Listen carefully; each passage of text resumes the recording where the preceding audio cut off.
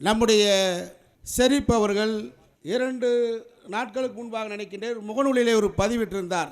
பழனி பாபாவுடைய உண்மை வாரிசுகள் யார் அப்படின்ற தலைப்பில் நம்முடைய மரியாதைக்குரிய ஷெரீப் அவருடைய முகநூல் பதிவை பார்த்தேன்.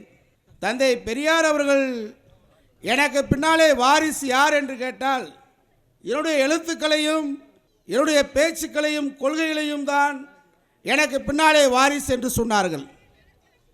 பழனி பாபா அவர்கள் மறைவுக்கு பின்பாக ஒரு 4-5 ஆண்டுகள் இந்த நினைவு நாள் நிகழ்ச்சி நடத்த முடியாத சூழல் என்பதை அறிந்தேன். ஆனால் அதற்கு பின்பாக நம்முடைய மரியாதைக்குரிய KM ஷெரீப் அவர்கள்தான் அனைத்து தடைகளையும் உடைத்து நம்முடைய மாவீரன் பழனி பாபா அவர்களுக்கு இந்த நிகழ்ச்சியை நடத்தி கொண்டிருக்கிறார். நிகழ்ச்சி நடத்துபவர்களெல்லாம் பழனி பாபாவின் வாரிசுகளாக முடியாது. பழனி பாபா எந்த லட்சியத்திற்காக எந்த கொள்கைக்காக போராடினாரோ, அடக்குமுறைகளை எதிர்த்து போராடினாரோ, அனைத்து மத சாதி நல்லிணக்கத்திற்காக சமூக நீதிக்காக போராடினார். அந்த அடிப்படையில் தான் நான் KM ஷெரீப் அவர்களை பார்க்கின்றேன். இன்றைக்கு அவருக்கு உடல் நலிவுற்ற நிலையிலும் காரணம் சொல்லி இந்த நினைவு நாள் நிகழ்ச்சி ரத்து பண்ணியிருக்கலாம். கேரளாவிலிருந்து நிகழ்ச்சி நடத்துகிறார். என்ன காரணம்? பழனி பாபா அவரோடு பயணித்தது மட்டுமல்ல, பழனி பாபா அவர்கள் விட்டு சென்ற பணியை, கொள்கையை, லட்சியத்தை, சமூக நீதியை இன்றைக்கு பரப்ப வேண்டும் என்கின்ற உயர்ந்த நோக்கத்தோடு நம்முடைய ஷெரீப் அவர்கள் செயல்படுகின்றார். முதலில் அவரை வாழ்த்த பாராட்ட கடமைப்பட்டிருக்கிறேன். எந்த மாற்றம் இல்லாமல் முனையளவு கூட பழனி பாபா வழியிலிருந்து மாறாத தடமாறாத பழனி பாபாவின் உண்மையான வாரிசு தான் KM ஷெரீப் என்பதை நான் பெருமிதத்தோடு சொல்லிக்கொள்ள கடமைப்பட்டிருக்கிறேன். பல்வேறு போராட்ட களங்களை அமைத்து வருகிறார். பழனி பாபா போன்று அவருடைய பேச்சுக்களும் வீரமாக இருக்கின்றது. இன்றைக்கு பல்வேறு இஸ்லாமிய தலைவர்களை பார்க்கின்றேன்.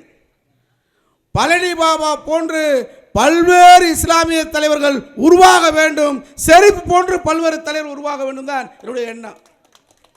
எந்த சமரசம் இல்லை.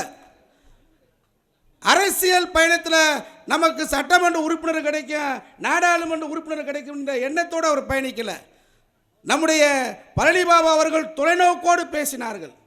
இன்னைக்கு கூட RSS பாஜக சனாதன கும்பல் இந்த அளவுக்கு வீரியமாக தமிழ்நாட்டில் இல்லை. ஆனால் அந்த காலகட்டத்திலேயே கடுமையாக சனாதன கும்பல் இந்த RSS சங் பரிவார் கூட்டத்துடைய வேலைகளை எல்லாம் நாளை நடந்தால் என்ன நடக்கும், பாபர் மசூதி இடிச்சா ஒரு பையன் உள்ள வர முடியாது, நான் தடுப்பெல்லாம் பழனி பாபா பேசினார். பேசினாலும் செய்யக்கூடிய ஆற்றல் படைத்தவர். ஆனால் இன்னைக்கு திருப்புறங்குன்ற மலையில் இருக்கக்கூடிய தர்காவை நான் நகட்டுவேன்னு சொல்கிறான். இன்னைக்கு பழனி பாபா இருந்தால் நகட்டுவேன்னு சொல்கிறவன் உயிரோடு இருக்க மாட்டான். அதான் பழனி பாபா. அந்த பழனி பாபா இன்னைக்கு உருவாகணும்.